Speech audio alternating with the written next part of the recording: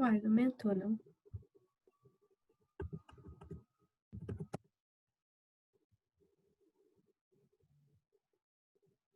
Tô aumentando, não, gente? Que doideira é essa? Ah, agora sim. Então, vamos lá. O caráter provisório da ciência. Começa aí para nós, Amanda, lendo aí a introdução. É muito comum a afirmação de que vivemos hoje a era do conhecimento. Mas quando falamos em conhecimento, a que estamos querendo nos referir? Possivelmente, boa parte das pessoas associa inevitavelmente o conhecimento ao conhecimento científico, que transforma o mundo e produz tecnologias, as quais tornam nossa vida mais fácil e pretensamente feliz. Isso porque está muito presente em nosso imaginário a imagem do cientista, assim como a valorização como fonte de conhecimento seguro e inquestionável. Mas até que ponto o conhecimento é tão inquestionável assim? Quais são os limites da ciência? Capítulo, vamos tentar entender o olhar filosófico sobre a tarefa científica, discutindo seus limites e implicações para a vida humana. Ô, Amanda, pode ser você mesmo.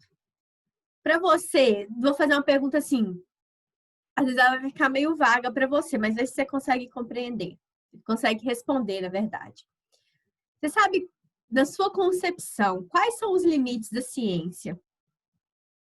Você acha que a ciência ela tem que estar limitada a alguma coisa? O que aconteceu, gente? O quê? Minha internet caiu e o que aconteceu? Eu li direitinho. Legal.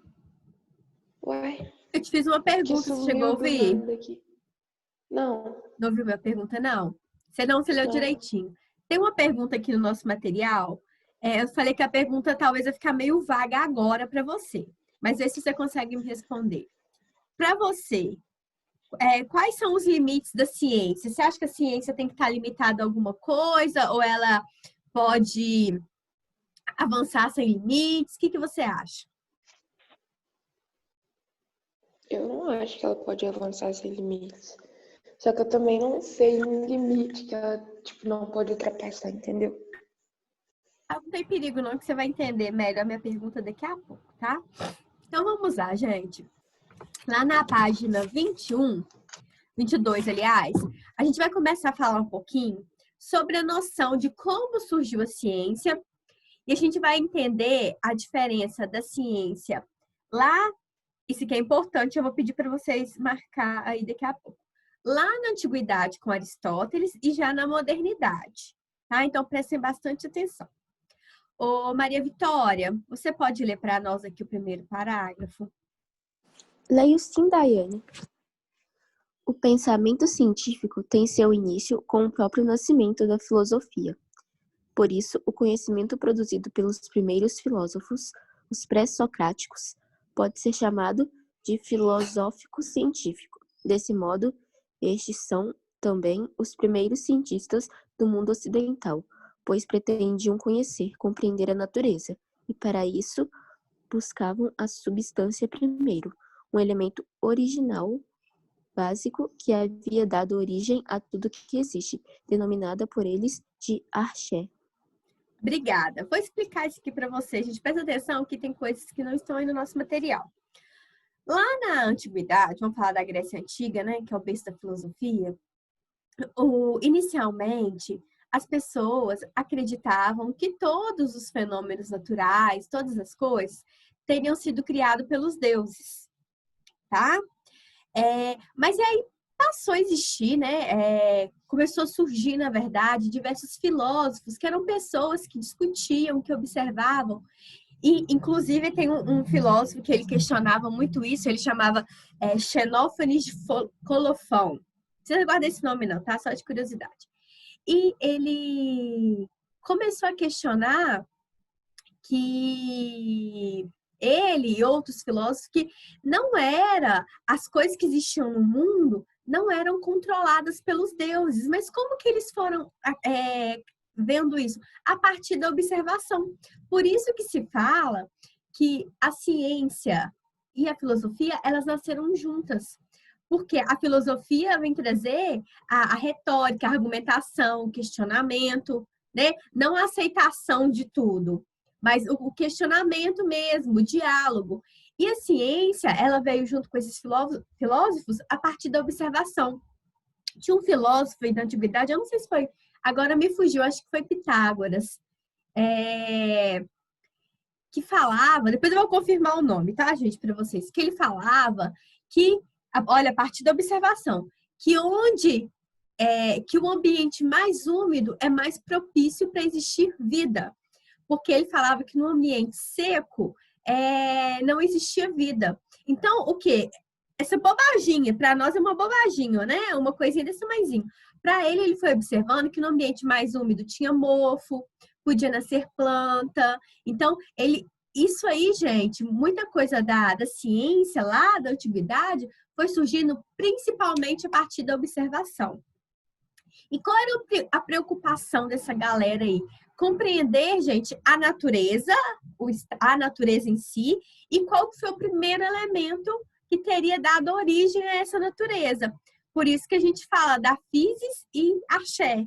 Então, physis seria entender a natureza e o axé seria a curiosidade que eles tinham de qual seria o primeiro elemento. Então, você está vendo aqui que as coisas já não estavam sendo justificadas a partir da mitologia, a partir dos deuses? Estão conseguindo observar isso aqui comigo? Aham. Mas a partir da observação, que a ciência ela foi trazida, né, naquela época a partir da observação. Isso aí foi em que ano? Em que tempo? Oi? Isso aí foi em que ano? Não tem um ano certo, né? Lá da época da antiguidade grega, assim, a gente pode falar igual aqui, a gente vai tratar do pensamento de Aristóteles, né? Vamos falar assim Amanda, certinho, não tem como eu falar, não, mas bem antes do nascimento de Cristo. Nossa Tá? Senhora, tem muito tempo, então. Porque, assim, na verdade, eu tô até lendo um livro aqui, deixa eu mostrar para vocês, para eu me aprimorando, ó. Até aqui. Não li muito ainda, não. Mas é porque os estudos históricos, eles tratam desses assuntos assim, mas não tratam, não cravam uma data certa, né? Porque isso aí, Amanda, é um processo. Então, por exemplo, a evolução da ciência é um processo. Então, a gente pode falar que é na antiguidade. Na antiguidade, vamos dizer assim, bem antes do nascimento de Cristo, igual Aristóteles é 384 a.C. Mas essas ideias foram antes ainda, tá? Depois eu vou pesquisar para tentar encontrar uma data mais precisa para você, tá bom? Tá bom, obrigada. Por nada. Agora vamos lá, vamos entender o conceito de natureza dessa galerinha da antiguidade que começou a abandonar, não vou falar abandonar, mas a valorizar a filosofia, a ciência e a não ficar enraizado na mitologia, na relação somente com os deuses. Então, Aristóteles, gente, isso aqui a gente tem que ler para poder marcar, tá? Ô, Ana Luísa, leia para nós, por favor.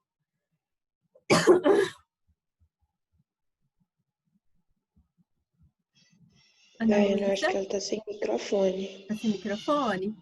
E a Eu acho que Bia? sim. A Bia eu não sei. Gabriel. Ao ponto de participação, hein, gente? Ô, Gabriel, você tá dormindo, Gabriel? Não, tô aqui, foi mal, tô aqui. O que é pra fazer? Leia para mim, Gabriel, fazendo favor. Onde que é De pra modo mim? Calma aí. geral. De modo geral, principalmente a partir do pensamento de Aristóteles, 384 a.C., 321 a.C., que se destaca pelos seus estudos sobre a natureza, a pretensão científica dos gregos na antiguidade era conhecer a verdade sobre a natureza, sobretudo a partir de suas características qualitativas. Tratava-se, portanto, de um conhecimento sem pretensões de dominação. Ao contrário, a ciência moderna busca o conhecimento com a finalidade de dominar e transformar a natureza de acordo com suas necessidades. Assim, na ciência moderna, o conhecimento científico passa a ser um poder a serviço do ser humano. Tal ideia é claramente exposta na frase de Francis Bacon, considerado um dos fundadores do pensamento moderno, quando afirma saber é poder. E Pode terminar. Tal conhecimento científico tem o objetivo de verificar não as características qualitativas do mundo, dos objetos da natureza são bons ou maus, mas se interessa apenas pelas características quantitativas, aquelas capazes de trazer resultado ou não para a humanidade. O que interessa agora não é mais explicar o que as coisas são, mas sim compreender como elas funcionam e como o ser humano pode interferir e manipulá-las, adaptando às suas necessidades. Obrigada, Gabriel. De nada. Então, gente, onde que eu marquei aqui, vocês podem marcar também. Não vou deixar essa frasezinha aqui de fora, não. Ela é importante também, né? Essa daqui, ó. Deixa eu ver se eu consigo marcar ela aqui também. Gente, o que acontece? Isso aqui, podem marcar desse jeitinho que eu pus aqui, que eu cobro em prova, em teste, tá? Cobro mesmo. O que acontece? A pretensão da galera da antiguidade, na verdade, era conhecer a natureza. Como eu disse para vocês, é a descoberta que foi feita por um filósofo da antiguidade, que no lugar úmido ele observou que existia mais vida, né, do que um lugar seco. Então, eles queriam compreender a natureza. Esse pessoal é muito esquisito. O cara descobre que lugar mais úmido a terra é melhor, aí eles vai lá e planta no mesmo lugar. Eu não entendo isso. Isso o quê? Vai lá e planta no mesmo lugar. Tipo assim, eles não têm a intenção de mudar, não. Vamos plantar lá, porque lá é melhor. Vamos tirar essa árvore aí, porque vamos fazer alguma coisa, entendeu? Mais ou menos. Tipo assim, eles não mudam a natureza pra vida deles melhorar também. Só que no caso, ele estaria piorando. Ah, sei lá. Ah, tá. Eu entendi. Eu vou falar disso aí, ó. Eu entendi o que você quis dizer. O que acontece? Então, só pra gente, pra terminar aqui e ir no pensamento da Amanda, o que acontece? Então, a galera, presta atenção. A galera da antiguidade, eles queriam entender a natureza no aspecto qualitativo, né? A partir das características qualitativas, né? É entender os processos da natureza, né? Como que a natureza funciona, a importância, por exemplo, da chuva, né? Da umidade, igual eu falei desse filósofo. Então, eles queriam um aspecto qualitativo, ó. Tá até aqui, ó. Tá vendo? Onde que tá frisadinho aqui, ó. Tá marcadinho aqui. Agora, a galera, gente, da modernidade, ó, presta atenção. A galera da modernidade, eles já queriam compreender, eles não queriam entender a natureza em si. Eles queriam saber o quê? O que a natureza podia proporcionar para o ser humano. Então, eles se importavam no aspecto quantitativo. O que aquilo vai me proporcionar até mesmo de riqueza. Tá entendendo? E o que a Amanda falou aqui, vamos ver se casa com a sua ideia, Amanda, é que às vezes a pessoa, ela não está preocupada em preservar em si a natureza, mas ela está preocupada em, às vezes, transformar essa natureza para gerar riqueza. Seria isso, Amanda? É isso aí, Dayane. A gente vai falar disso aí daqui a pouquinho, tá? A gente vai falar mais sobre isso. Então, ó, não se esqueçam, a galera da antiguidade estava preocupada em entender mesmo. Por que daquilo, como que funciona, entendeu? Como que funciona a natureza, como que funciona a umidade, o tempo seco, por quê e tal. Eles queriam compreender, simplesmente compreender. Então, eles queriam analisar no aspecto qualitativo. Agora, a galera da modernidade, né, que a gente pode falar, a galera de 1500 a 1700 e pouco, eles, até os dias de hoje, se a gente for considerar, eles destacavam o aspecto quantitativo. O que eu posso retirar da natureza para me beneficiar? Ok, gente? Então, agora que vai vir um assunto bem bacana. Então, vocês marcaram aí bonitinho? Marcaram, gente? Aham. Tem que marcar, tá? Então, tá. Aqui eu vou até pedir para marcar aqui também, ó. Então, o que interessa agora não é explicar o que as coisas são, mas sim compreender como elas funcionam e como o ser humano pode interferir, igual a Amanda falou, e manipular. Então, por exemplo, se um terreno é úmido e eu tiver que fazer ele ficar seco para me beneficiar, se um terreno é seco e eu tiver que fazer ele ficar úmido para me beneficiar, então o ser humano ele está alterando a ordem natural da natureza. E isso a gente tem visto, né, gente, que tem trazido um prejuízo muito grande para a sociedade. Agora a gente vai falar da ciência no aspecto da tecnologia e evolução. Aí aqui no nosso material está falando que a partir da Revolução Industrial, e a partir, né, gente, da evolução que a Revolução trouxe, passaram a existir também, junto com essa Revolução Industrial, novas formas de enxergar a vida em sociedade. E nós vimos que quem falou muito disso aí foi o Augusto Comte, que falava sobre a ciência. Ele falava sobre a ciência, que a ciência era a resposta para todas as coisas. E ele falava, quem não né, quem estudou aí para a prova, né, vai lembrar da lei dos 3 estados. E ele falava que a gente deveria abolir isso aí, né? E ele falava que a gente devia valorizar a ciência. Inclusive, ó, a lei dos 3 estados está aqui na página 17, que seria o teológico, metafísico, positivo. Ah, não, gente, ele falava, desculpa, eu embolei aqui. Ele falava da transição, da evolução, tá? Desculpa aí, corrigir. Então, a gente vai entender que ele falava que o último estado era o mais importante, porque o último estado falava que a ciência traria a resposta para todas as coisas. Então, ele acreditava piamente nisso aí, que a gente devia abandonar esses conhecimentos, como eu disse para vocês, igual lá da Grécia Antiga, né? Que os deuses responderiam todas as coisas, abandonar a mitologia, a religiosidade e buscar a ciência, porque a ciência era um conhecimento verdadeiro. Era um conhecimento... Pode falar isso? Isso. Até aqui, ó. Tá bom. Eu corrigi aqui, tá, gente? A lei dos 3 estados, eu tô falando... até marquei aqui, ó. Eu tô falando de um processo de transição para um conhecimento seguro, que seria o conhecimento teológico, metafísico e positivo. Ok? Continuando aqui, então, então ele valorizava muito, muito, muito, muito a ciência. Estamos lá na página 23. Só que aqui trouxe um questionamento muito importante para nós.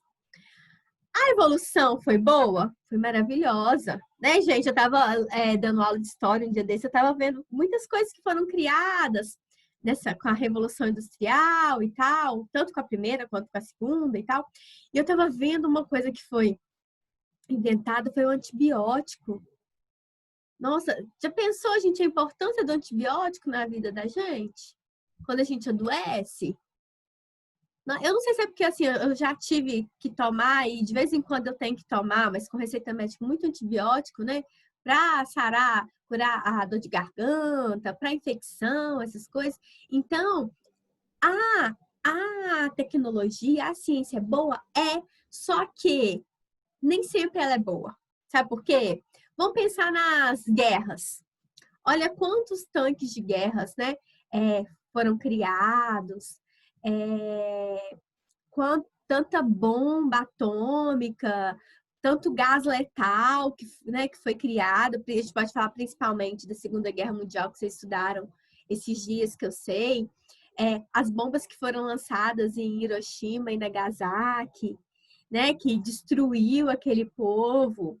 Então, a gente pode falar que o progresso científico, ele sempre é bom? Não, né, gente? Gente, eu tô sozinha aqui, ninguém... Não, eu tô Quem aqui. tá? Eu tô sentindo abandonada, estou falando sozinha.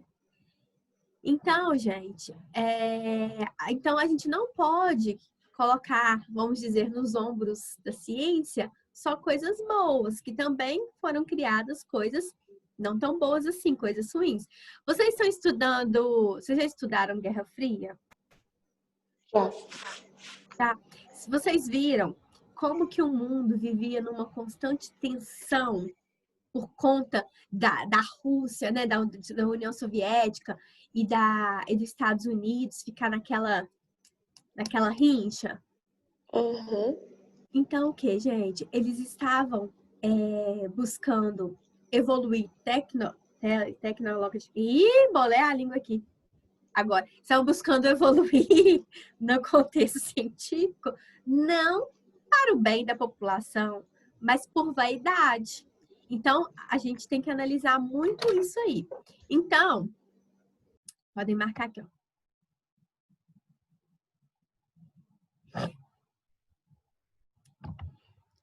Então, gente, a ciência, ela tanto pode construir, melhorar, mas também pode destruir e piorar a vida humana. Então, existem esses dois lados aí. Outra coisa, como o Augusto Comte falava, Auguste Comte, nem sempre, gente, a ciência vai trazer paz para a humanidade, vai responder todos os problemas, porque ele acreditava assim, que a partir da ciência seria possível responder todos os problemas do mundo, todos os problemas da humanidade. Ele acreditava que a crença no progresso como um garantidor de uma vida melhor e mais feliz deu lugar à suspeita e desconfiança das reais intenções e benefícios do avanço científico.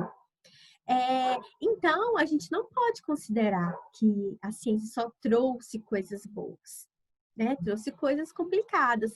E outra coisa também, sabe o que a ciência às vezes traz? Traz, às vezes, uma desigualdade tecnológica mesmo. O que eu posso falar, gente, vamos ser realistas aqui.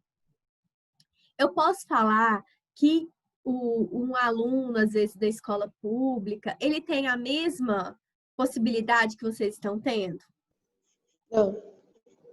Não tá, né, gente? Infelizmente. Eu já trabalhei muitos anos na escola pública, tem muito menino bom, gente, muito menino, né, muito bom. E por que eles não podem? Porque falta recurso tecnológico. Tá dando para compreender? Então, a tecnologia também ela traz esse desnível. E incentivo do governo, né? Falta muito.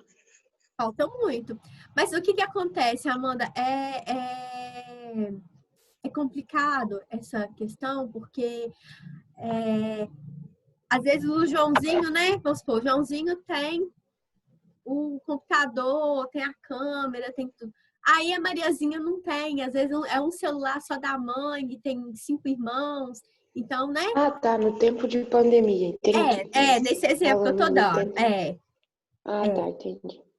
Porque Verdade. acredito, eu vou te falar assim, eu, Daiane, e seus pais também são professores.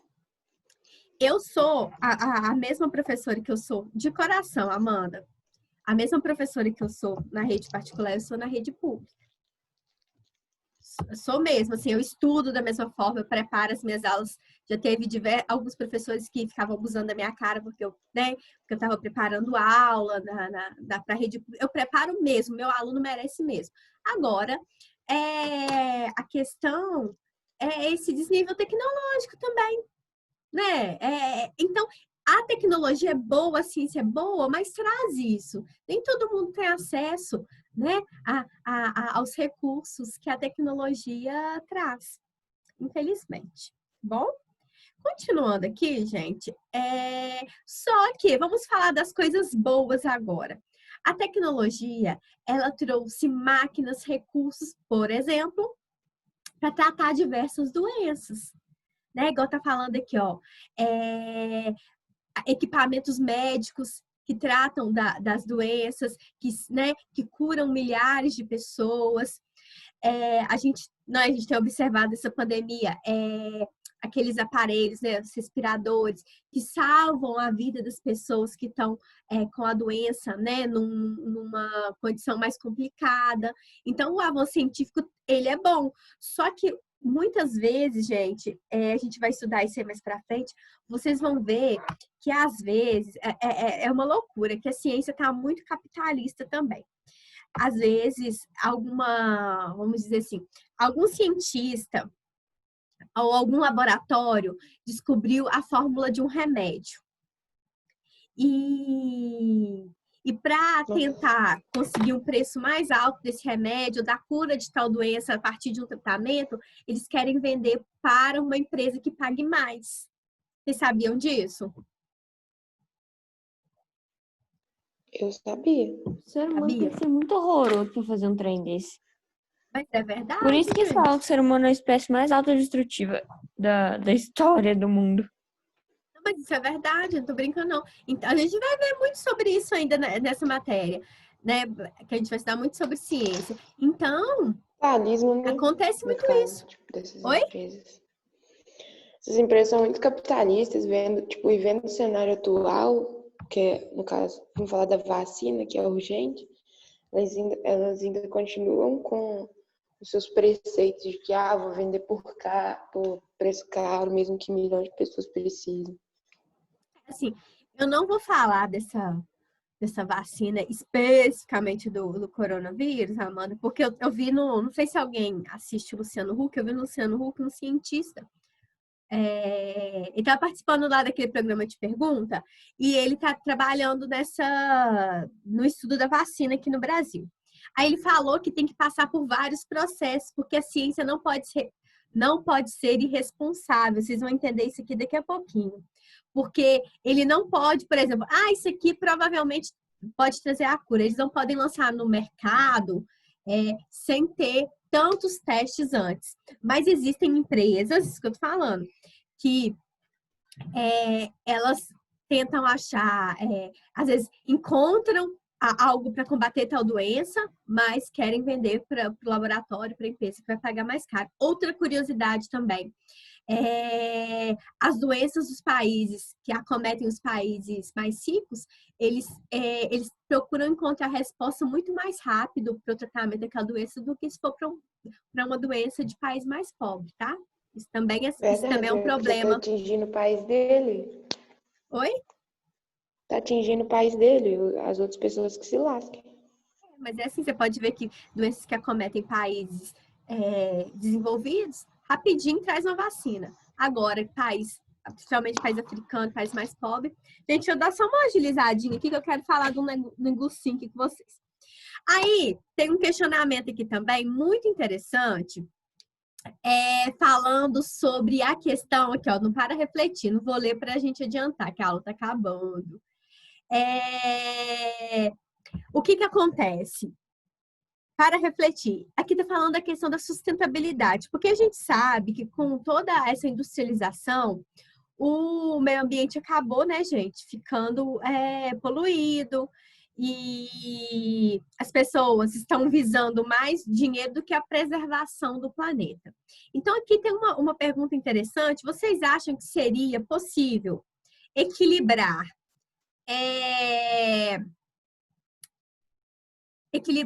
a dominação da natureza, preservar a natureza, vamos dizer, junto com os interesses econômicos? Quero que duas pessoas falem para mim se dá para a gente preservar, ser sustentável e se dá para a gente continuar desenvolvendo a economia. Eu acho que sim, Daiane. O problema é que é muito caro e eles ficam tentando economizar dinheiro de toda forma, mas economizam nas formas erradas. Eu acho que em partes, Daiane. Você acha que o tanto de mata que está sendo desmatada agora é realmente necessário? Eu falo de novo, que eu não entendi. O tanto de floresta que está sendo desmatada agora é realmente necessário? E o tanto de coisa consequente, tipo assim, igual essa queimada. Eu vi um negócio muito legal. É engraçado que o Pantanal queima, mas plantação de soja não queima, né? Não deixa queimar. Gente, Amanda, antes de você falar, deixa eu só fazer uma observação aqui. Não vou falar nem vou falar dos países, assim, mais ricos. Vocês acham que para os Estados Unidos é interessante parar de fabricar né? Parar de fabricar produtos que vendem muito para preservar a natureza, parar de poluir um Não. cadinho o meio ambiente para Óbvio que preservar a não. Eles nunca natureza. vão pensar assim. Eles nunca vão Ah, pensar já assim. poluiu tanto, Daiane. Pra quê? Já tá no fim. Então, gente, assim, se o povo, se todo mundo entrar no consenso, tem como preservar a natureza e continuar desenvolvendo a economia. Só que, o que acontece? Os países mais ricos, eles não querem isso. Por isso que a gente viu a Ô, Daiane, Greta. Oi? o pior é que eles fazem tratado de sei lá o quê, mas nem se esforça pra cumprir o que tá no tratado também.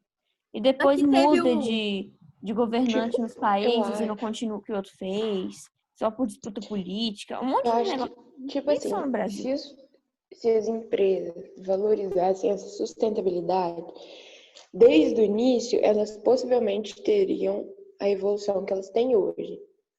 Mas, como, tipo assim, não era uma coisa prezada desde quando elas foram criadas, hoje em dia, eu acho que se elas fossem correr atrás desse prejuízo, elas não teriam tanta produção igual se elas não preservassem, tipo, porque o dinheiro que elas iam gastar hoje em dia com para preservar essa sustentabilidade, ela está perdendo em desenvolvimento de máquina, de outras coisas, entendeu? Então eu acho que hoje, claro que seria importante, né? Mas hoje eu acho que se ela fosse investir em sustentabilidade, eu acho que ela não produziria tanto, não. A verdade é que, Mas se eu uma não empresa sei. realmente se preocupasse com a sustentabilidade, eles já tinham mudado, porque eles têm milhões e milhões e milhões e milhões de dólares, bilhões até. Só que eles não se preocupam, por causa de, sei lá, Então, alguns porque produtos a menos. mas esses produtos a menos, tipo, vai fazer muita diferença. Se eles No tivessem, dinheiro deles. É então, porque, deixa então, eu mas a só, gente vive deixa eu num mundo só capitalista. Se eles falar com vocês aqui um pouquinho. É o que vocês estão falando mesmo, porque a empresa que vai falar assim, então tá, para poluir menos, eu vou reduzir todo dia 2 horas de trabalho. Um exemplo. Eles vão pensar assim, mas nunca vai eles vão faltar fazer isso. dinheiro, né? Vai faltar dinheiro, desculpa, vai faltar dinheiro, vai deixar de entrar dinheiro no meu bolso. Então, quando acontece essas conferências, igual teve aqui no Brasil, Rio Mais 20, já tem bastante tempo, acontece aí esses tratados que você está falando, as ideias são bonitas, mas elas não são colocadas em práticas. Por isso que existem tantas ONGs, existem ativistas que têm falado e têm batido nessa tecla. Porque o nosso planeta a gente não vai aguentar. Não vai aguentar. Vai chegar uma hora que ele vai dar uma estafa. Daiane, Então, oi? e não só nesse trem de horas de trabalho, para, por exemplo, mudar a embalagem de um produto. O tanto que isso vai ficar caro. O tanto que vão ter Colocar, que mudar a máquina de empresa. Eu acho que eu daqui a não sei, alguns anos. Ai, meu Deus, eu não consigo nem falar desses negócios que eu começo a ficar brava. eu não sei qual que é o nome, mas tipo assim, tem um negócio que é tipo um filtro de gases tóxicos, sabe? Que eles colocam nas máquinas, mas também é muito caro. Então, tipo, para eles não compensaria, porque se eles tivessem pensado nisso desde o início, eu acho que a gente viveria num mundo bem melhor e eles teriam a Pois é. mesma quantidade de lucro que eles têm hoje. Só que hoje em dia, se você for olhar no ponto de vista deles, realmente não compensa, entendeu? Para eles, assim, Amanda. se eu for pensar só no dinheiro. E Mas outra, eles só esse pensam no filtro é dinheiro, muito né? caro, mas você vai fazer o quê? No máximo instalar e uma manutenção de vez em quando. Uma hora Igual vai se pagar, né? então, se eles fizessem igual coisa solar. É muito caro na hora, mas depois você até ganha por cima daquilo, porque economiza muita energia. Mas eles querem fazer? É, Não. mas a proporção é grande também, isso. Gente, Sim. deixa eu só falar um negocinho com vocês. A Bia falou aqui também no chat. A Maria Clara falou que, segundo, né, o que ela já ouviu falar, teriam descoberto a cura do Não, câncer. não, eu não acho que isso tenha acontecido. É só o que eu escuto a gente falar de tanto que isso ficou grande. E rapidinho aqui, a Bia falou, né, gente, que o que é mais. Dizer que é uma questão de princípio. que tem mais valor, ou é o lucro ou é a sustentabilidade, né? Então, a gente vai ter que, daqui pouco tempo, a gente vai ter que trabalhar isso mais e mais seriamente, porque daqui um tempo não vai ter jeito. Gente, a aula tá acabando, deixa eu falar com vocês. Tem uma partezinha aqui muito bacana, achei que ia dar tempo da gente discutir hoje, o cotidiano. Aqui tá falando de... Ai, meu Deus, o Stephen Hawking, acho que falei certo.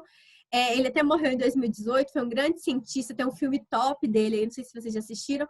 Ele fala sobre inteligência artificial. Depois vocês deem uma lidinha nesse texto, se quiser pesquisar alguma coisa para a gente debater na próxima aula, que essa matéria ela é muito bacana, vocês vão gostar muito dessa matéria. Aí vocês dêem uma pesquisada em inteligência artificial.